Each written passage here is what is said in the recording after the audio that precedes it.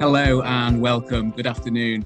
It's great to see you all here for this session with Paul Carlile, looking at rebuilding school community. And I'm really looking forward to this session. My name's Oliver. I'm one of the directors at Carlile, and we're putting on this session really to support our schools through this difficult time, but also we've opened it up to a wider network of schools so that more people can benefit from it. So if you are one of those schools and you're not currently a Carlile user, you are most welcome. Carlile is a software system that helps schools manage and track behaviour, and it integrates with systems that you might already be using, for example, your management information system and things like CPOMs and My Concern. More importantly than that, though, maybe, is that I'm a former teacher and I'm from a family of teachers, and it's a family business. So we are very keen on seeing positive impact in schools. And we know that that's not just achieved through the processes and systems that schools use, but it's how those systems are used within the school's culture and community. And Paul Carlile has a profound ability to work with schools and entire regions to shape their communities into an environment where pupils and staff and parents can all thrive in. Paul's a former head teacher of 3 different schools, and he left that post to lead a groundbreaking restorative practice project in the Hull area, where he was able to work with all the different schools and all the support services within the area, and introduce restorative principles, which completely transformed the community, so much so that it gained international recognition, and other cities ended up adopting the same model. And it really put Hull on the map as a kind of beacon city for restorative practice. Now Paul works as a consultant, working with head teachers and senior leadership teams and whole schools to really build community. And his sessions always leave you feeling very inspired. He certainly embodies everything that he talks about. And the impact of these sessions are absolutely staggering. I know that on average, when he works with schools, he sees a 62% reduction in exclusion rates. He's seen 50% reductions in negative behaviour incidences. And he was able to work with one school where they reduced their staff absences so much that they saved £72,000 in a year. So his work really is a testament to how important school community and culture is in achieving everything that we want to achieve. And I think now we need his message more than ever. So I'm going to pass you over to Paul. Just before I do that, if you're new to Zoom, the functionality of Zoom is very simple. We're going to be using the webinar features, so you won't be able to unmute yourself just yet, but if you do have any questions whilst Paul is speaking, feel free to type them into the Q&A section. So if you tap on your screen, you'll see a taskbar at the bottom, and you can click on Q&A. We're going to be doing a Q&A session at the end, and you will be able to unmute yourself then as well, if you want. So yeah, without further ado, I'm going to pass you over to Paul. Thanks, Paul. Thank you, Ollie. It's great to be here. Thank you, every one of you, for making the time to be here this afternoon. The aim of this session is quite simple. It's to provide you with some solutions as leaders you can implement straight away if they fit with what the direction you're traveling with your school, particularly as you build your school community post-COVID. So working with heads over the past months, like you, I've shared in the joy and laughter, frustration, anxiety sometimes, the pride and the adaptability of staff and pupils, along with heads' worries about disconnection and isolation between staff and pupils.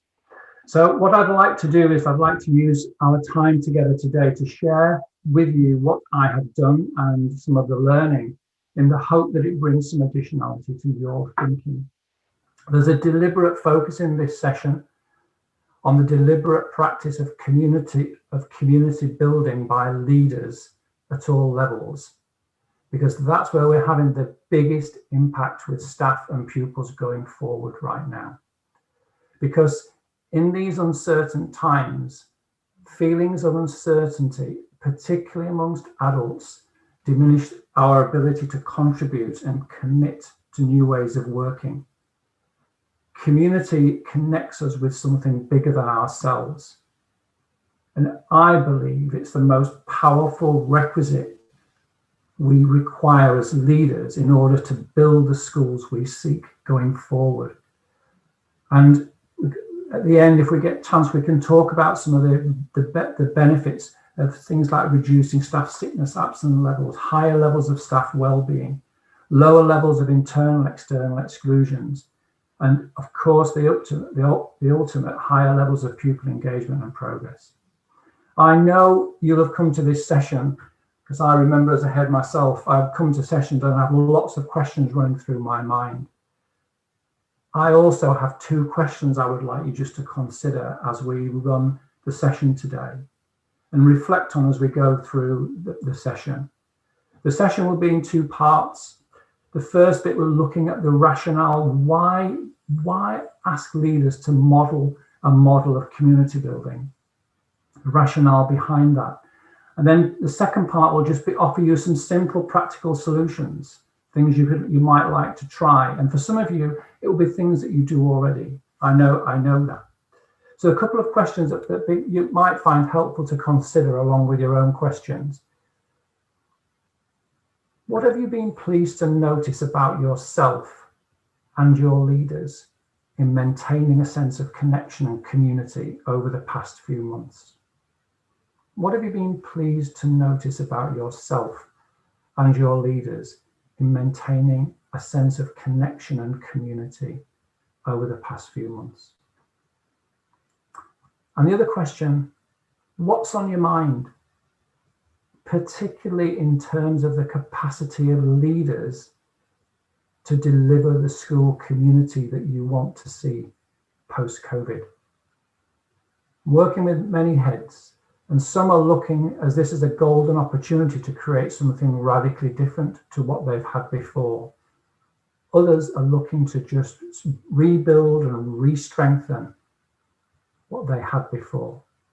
It's just helpful to think about that as we go forward. So as we move forward, for clarity, because clarity is the key. If you're trying to measure progress, we need to be clear about where we're going. So I'd like to give you a definition which I find really helpful for about community. When I think about community, to me, it's a social environment where individuals feel certain. The key word here is certain that they belong, that they feel connected and included with others. In other words, seen, heard, and known. It's a lived experience that's created and recreated between and amongst people in every single encounter. To create this sense of belonging, certainty is the key here.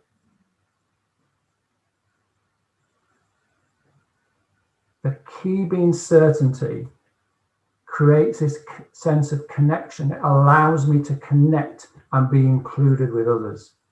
Where we have perceived social disconnection, we fuel uncertainty. And it pushes some people, not all, but it pushes some people to the margins. When I think back to some of my schools, some of the staff were on the margins, and what we were able to do with community is draw people to the centre with us by creating a sense of certainty. And that's really what we want to try and focus on, the importance of creating a context where people are drawn together. Because where I feel the sense of connection and belonging and the sense of certainty, the strength of the relationships, because the relationships are important to me, that's what enables me to change my behaviors or deliver the behaviors that we need to see.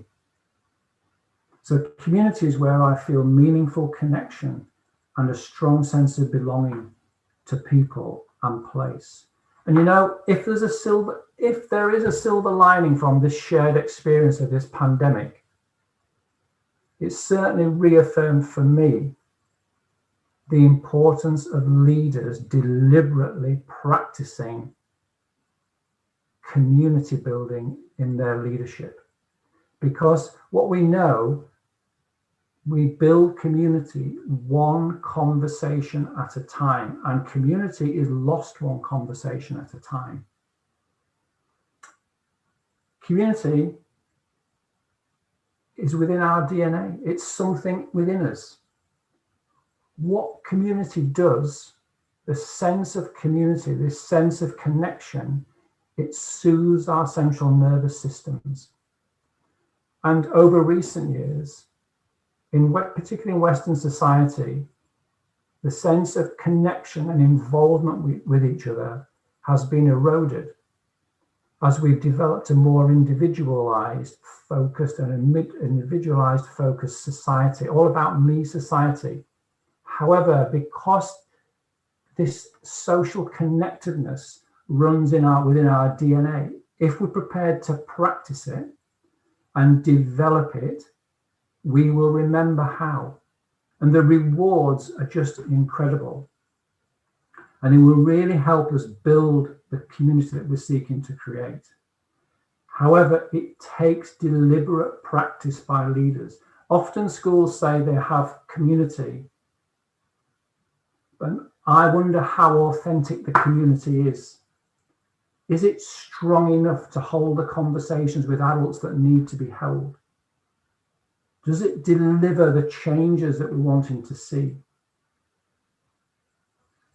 So deliberate practice of community, for me, is a critical element in delivering the school that you are seeking to create.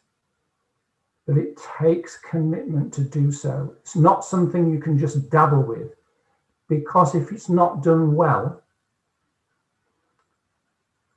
for some adults particularly, they get nervous of being connected to people.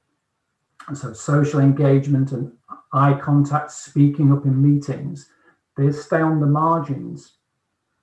But deliberate practice of community draws people together, because what it does is it connects people with something bigger than ourselves. And to me, it answers a fundamental question. As a leader, it's a fundamental question. If I'm on your team, you're asking me to do things. So why should I do as you ask? What do you want my reasons to be for doing as you ask? And I'd just like to share with you some thinking about the communication that goes on between and amongst people, just to set a little bit more of a context about why community building is so important and has so much potential, but has to be done well. If you think about the conversations, that go on between you and members of your staff, words do not exist on their own. Words come wrapped up in your perception of the person delivering. But often without community, what happens, the meaning that the staff make from decisions that leaders make, requests to operate in different ways because of COVID and develop different practices that we'll need to have because of COVID, the meaning that I take away from your conversations or the directives I receive from you is the words don't sit on their own. What happens is the content that you deliver to me in a staff meeting or wherever that is, a one-to-one conversation, everything you say sits inside my perception of our relationship context. What's the relationship between us? And if there's not a strong sense of meaningful connection, that's where messages are not understood and we lose the buy-in and people go to the margins. A great example of this, if you think about the very best teachers, they create this type of context with children, a sense of community, this sense of belonging. So when they use these words to a child, Paul, can you stop doing that, please? I go, oh, sorry. But teachers that, because those words sit inside the context of a very caring and meaningful and powerful relationship, but adults that don't create those types of relationships, when they say to a group of children or to Paul, please stop doing that, it sounds very different if the relationship isn't a strong relationship. So the relationship context determines the meaning people make of all we say and do. And as leaders, when we're trying to grow and develop our people to deliver the work that matters, it's really important that we're clear about how we are practicing our leadership. And if community is so to be a fundamental part of that practice. Another way of sort of viewing this is why do as you ask. If you think about different relational connections, if you think about how you view relationships or how people view relationships, you can look at the difference between the psychological safety. If you think about a balance between the level of psychological safety and care and what's expected from me at a high level of certainty. If I perceive my relationship with you to be, when I get out, let's give an example. When I get out of the car in the morning, or when the alarm clock goes off, I get a feeling of what it's like to be part of that school community. And as I'm walking up the drive with my books under my arm, there's a feeling I have which leaders create. And if the feeling is, it's all about high expectation, but there's a low level of psychological safety and care, I will perceive everything you say as that I'm in a win-lose relationship. You win, I lose. And that's where community doesn't work, where we have those types of communities. Or we say it's a community, but it's not. Other types of relationships we create with people when we're trying to get them to live into the expectations, we might have where there's low expectation and low psychological safety, which is like what I think of like a lose-lose relationship. We might have a situation where actually some leaders feel that, oh, Guy's been teaching years and years and I don't have the experience, so I'd rather keep him happy than actually get him to follow the expectations. So that Paul's in winning and the leaders are in a lose situation. And we're constantly reevaluating our relationships on every single interaction we have with people, particularly with our leaders, because as leaders, we set the tone. What I'm seeking to create with people is a school community that is based on a high certainty of psychological safety and care in every communication, but also high expectation. And I think about that as a win-win. So the relationship feels balanced. It's win-win. It's a relationship that's balanced. It's here. And we create things and we develop things together. But that takes deliberate practice. So it's just worth reflecting on, think about everybody's doing the best they can with what they know.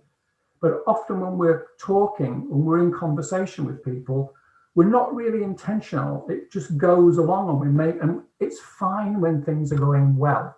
But in challenging times like now, as leaders, we need to create the certainty. So we need to decide the type of community we want to build and go and build it. So some practical things. It's just interesting to think about. I find it really interesting because, as I say to all the heads I work with, there is always a choice. There is always a choice on the type of community we decide we're going to build. And of course, we all want to be part of a win-win. So how do you make tough decisions and keep a sense of community? How do you do that? And that's all down to the modeling. I want to share with you a couple of ideas and a couple of ways which I hope add to your thinking. But just to sort of, before we do, just to reflect on this, as leaders, we will get the community that we make with people. But what I found in establishing deliberate community practice with leaders in their conversation, giving them a conversational framework that's part of how they practice their leadership. It's been the single most powerful step. What it does, it builds a container that's strong enough to hold the conversations that need to be had, whether that's at senior leadership team level, whether that's at key stage team level, whether it's department level, where people feel part of something. So just some ideas, things you may like to think about. I've called this, as leaders, let's model a win-win model. What are some of the informal practices?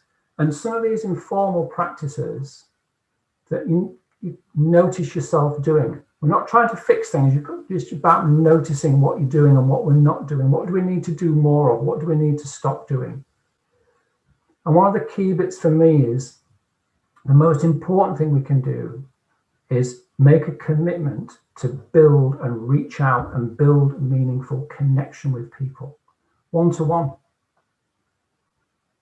Putting people together in groups sometimes before it's too early that creates a lot of spiking of central nervous systems. It's about taking a litmus test almost. What's the temperature like? And let's make a commitment as leaders to do what I call have mindful conversation with people. It's just a nice thing I feel it's a helpful thing to it. And if I was working with your school, one of the questions I would ask you to think about is, who are the people you feel you're really closely connected to? Who are the people a little bit further out? Okay, what can we do to draw those people closer to us? And I encourage all schools I work with that it's leaders at all levels have a responsibility to draw people closer to them so that there is a meaningful connection. We're not talking best friend, we're talking a meaningful professional relationship, a win-win relationship. So we can talk about what needs to be talked about. And some people, it's not important to them. You might be sitting there thinking, well, this is totally important to me, but it's worth being very specific with the leaders in your school and asking them about this. How important is it to you? How important is it that we build meaningful connection with people, that we know people? And a way to do it is to use what I think of like mindful conversation. I've used this technique very successfully where we've had students at risk of exclusion, where we've assigned different adults to work with students every day, just for 2 or 3 minutes a day, to help students experience being part of a meaningful relationship. It's transformational. But the critical part for me is a lot of the times you come on these webinars and it's all about what we need to be doing with children, but we need at this point to focus on the adults too. So all these things are transferable to obviously to working with children, and that's what you would hope, that if staff experience these ideas, that what you want then is the staff modeling it with the students, and we'll touch on that at the end. So mindful conversation, there are 3 steps to a mindful conversation. If you want to try and draw someone in, make sure that you are present in the moment with that person. And a good trick to do with that, I found, it really works for me, is when somebody is speaking, you just repeat the words that they are saying in your head. What that does, it stops your brain thinking about other stuff. And it draws, people know when you're really paying attention. They really do know. I don't know what you're all doing. I can't even see anybody. But that's the critical piece. You have to set the intention of being present. And it doesn't take long. But it needs to be regular practice. Make a meaningful connection with someone. And if you really want to take it to a step further, whatever the person says, ask another question but use words that the person has used in their first answer. Don't be, because if you're thinking about a question that you want to use, you're not listening to what the person's saying. And what that does, people really feel that they are being listened to, and it draws them closer to you. So be in the moment. Have the intention to be curious and care about what the person's saying. And maintain this attention. And a good thing, it's a nice thing to think about. Listen more. If you ask a question, listen. Talk less. Don't do what I used to do in my first headship. I would finish people's sentences off because I knew the answer. I thought I knew what they were saying. We'd never dream of doing that now. Because the little things like that push people to the margins. They push people to the margins because it becomes like a pseudo, I'm here, but I don't really feel I belong to it. But it has to be done deliberately, and it has to be done in ways in which draw people closer and closer together to you. So there are lots and lots. This is just one of the little techniques I use with schools, but it's a very powerful one. We use it with, particularly when we're working with students wanting to help staff build a stronger sense of community with their class, and particularly individuals at risk of exclusion. It's very, very powerful, very powerful. But again, it has to be done and practiced regularly and consistently. An example of some formal practice would be something like this, where it's possible, we will sit people around in a circle. I think of a circle as it says here, a container to hold a conversation. But you're not just going to start and gather people around in a circle. They need to understand the reason that you're bringing people together in circle. So the conversation sits within where community can be lost. It can be when you bring groups of people together. And often when we've been asked to plan and run meetings, we're not really thinking about what people will take away from the meeting. We're more bothered about delivering the content. And the most important thing to think about is when people walk away from the meeting, how they feel they've been treated. That's what they'll remember. So it's about setting up the way you run meetings so that people feel they're in community with you in small groups or however you do it. So one of the things in the schools I work with, this is that we work on how we plan and facilitate meetings so we continually build and strengthen the community. Because if you are drawing people together, what we need is people to feel that they are contributing, that they are creating something. That's where the win-win comes from. We don't want them in a passive meeting where they're not engaged with us. Because if they're that, then we're going to have to keep revisiting the same stuff over and over again. So in facilitation terms, what I try and do is I have these things in my mind where I think about never bring anybody to a meeting without invitation, so they know what they're coming to. Make sure all the voices are heard. And then you have intentional speaking and listening around the reason you're here, and the decision making is understood. And then finally, you have a checkout. So again, it's just thinking about ways in which you can build and strengthen this sense of community. The key for me, I think I started with this. In uncertain times, feelings of uncertainty diminish people's ability to contribute and commit because they spend a lot of their time in survival mode. Building community connects us with something bigger than ourselves. You've only got to look at the teachers that create amazing sense of community with children. An amazing thing happens to children when they feel community. It's it's so helpful in their development, personal development, because what they do is they move away from thinking about themselves and what they want to do, they pay attention to the well-being of the group without even knowing they're doing it. It's this idea of self-regulated behavior. And it's an interesting thing about self-regulation. You can't learn to self-regulate on your own. You learn to self-regulate by learning to co-regulate your behaviors with others, particularly adults. And when I can co-regulate with an adult, or particularly adults, I can take those skills and I can then take that and self-regulate so that I can then create another co-regulatory relationship. That's what we're after.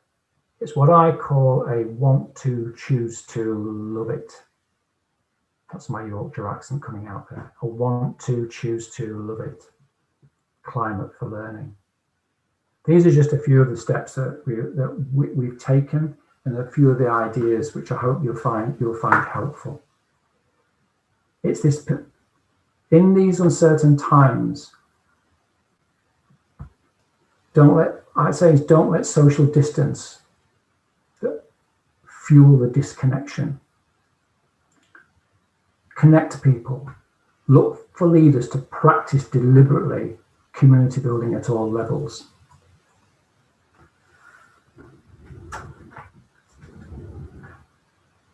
Develop or discover a conversational framework to deliver the community you seek. And that's the work I do, help people to discover a very explicit framework to practice their leadership, to model to deliver the community you seek. A community where there's commitment, contribution, and accountability to the groups people belong. And I'm talking adults, students, everyone who's part of that community. But it starts with us as leaders modeling the model. So I hope that's just given you a few things to think about, and some added to, which I know will be some great work going on in your schools already. And I hope when you were reflecting some of the things you've been really pleased to notice about yourself and your leaders, because I know you'll be maintaining a sense of connection and community, but critically trying to find out what's on your mind in terms of the capacity of your leaders. If I was in school now, that's where I've started. In fact, that's where I've started with all the schools I'm working with right now. How can we as leaders model the model with consistency, certainty, and clarity? Thank you.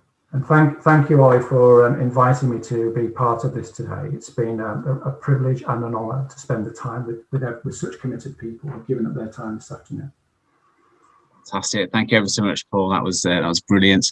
We're going to move on to the Q&A section now, and there's going to be two ways that people can ask questions. You can either type a question into the Q&A feature. So if you're on a desktop computer or laptop, if you move your mouse, you'll see a taskbar down at the bottom, and there's a Q&A icon. And if you click that, you can type in a question, and we'll just take it in turns.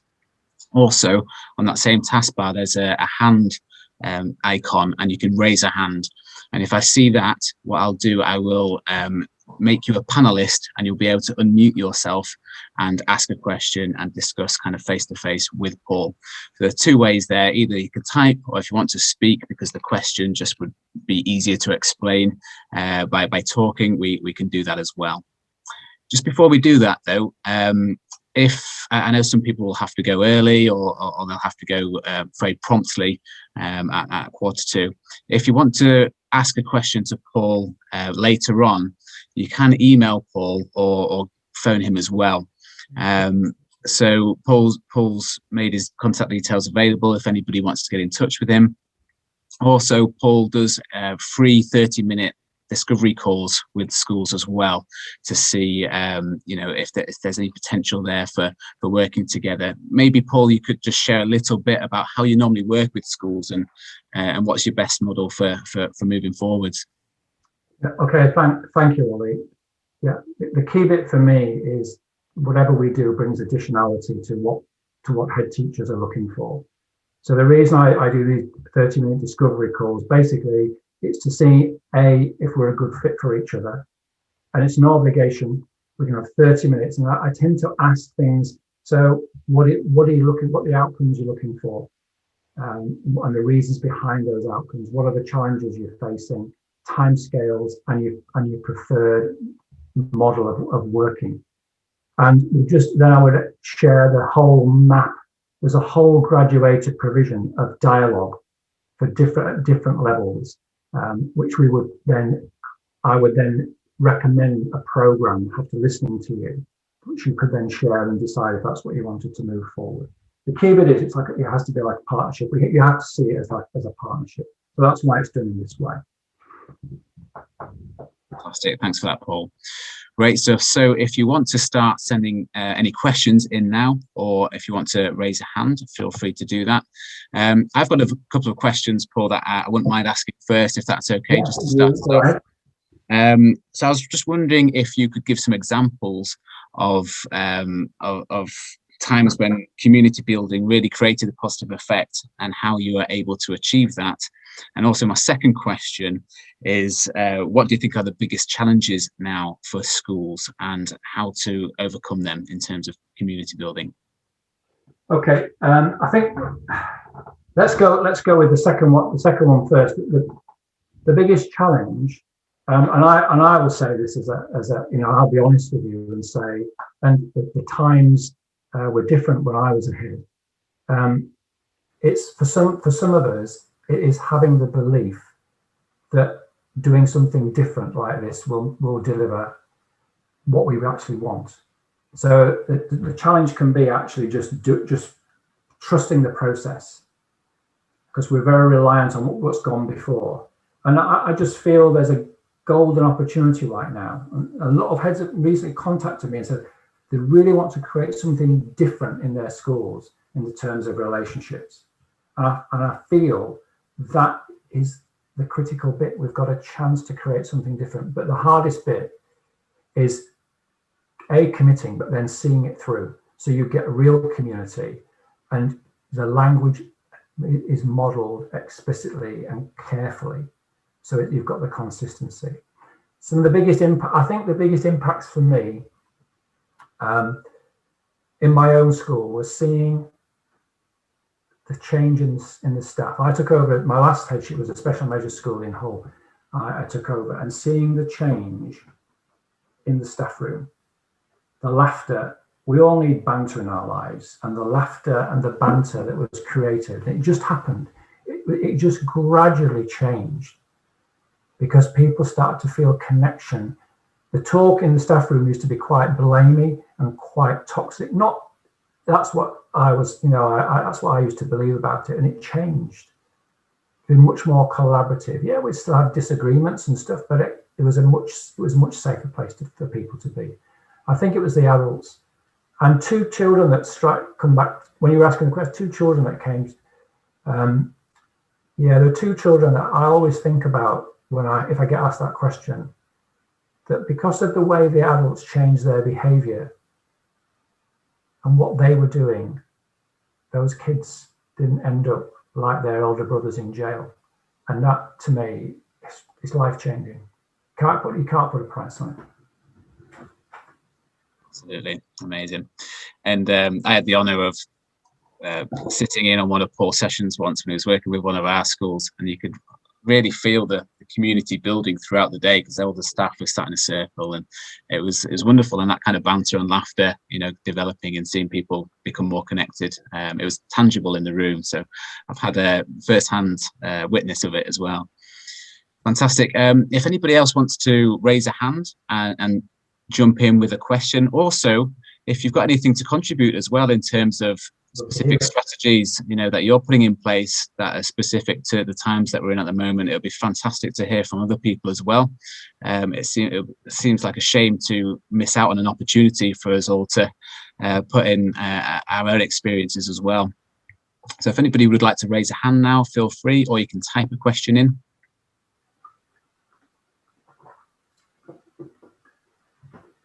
Just whilst we're waiting for any more questions to fly in, Paul, I've got another question as well, which is around kind of normalizing circles and these restorative conversations. Do you think in certain situations, if you're speaking to somebody who's not used to restorative principles, maybe a parent or something, how do we conduct these conversations in a way that they don't feel unnatural or contrived, and it still feels like a natural conversation?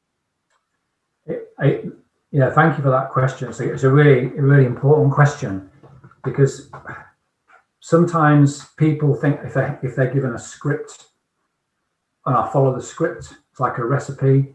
I'll get a nice cake out of the oven or whatever it is you like, and it doesn't work like that. Because when I deliver the words, whatever words I deliver depends on the child or the other adult. If you're having a tricky conversation with an adult, it depends on the adult's perception of the relationship, will depend on what the outcome is. So it's really, the important thing here is not to, yes, the words and the structure of conversations is absolutely critical, but the key bit is the relational climate has to be right first.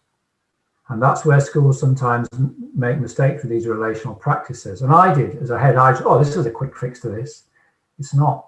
You have to have the relational climate in place, because if people in the conversation are not both in a regulated state, no learning is going to happen. It's going to be a conversation that's just going to go nowhere.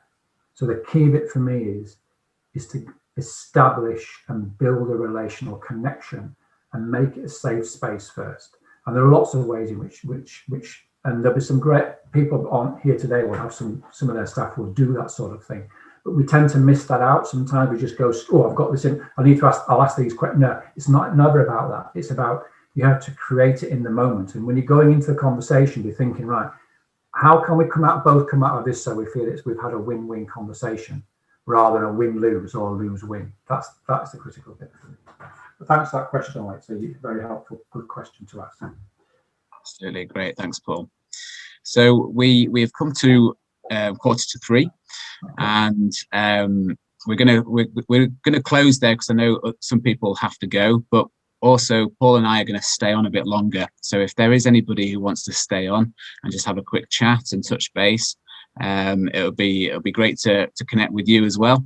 So feel free to stay on. But for everybody else, if you need to get off somewhere, we understand it as well. So thanks ever so much for your time and joining us. It's been a pleasure. And I'm sure Paul will send out some details as well to people if they do want to connect. So thank you ever so much. So thanks, and I will send out a little summary of some of the things I've talked about today. And I'll send that to you tomorrow or Friday. Be really useful. Great stuff. All right then, well, thank you ever so much, everybody. Take care. Thank you, everybody.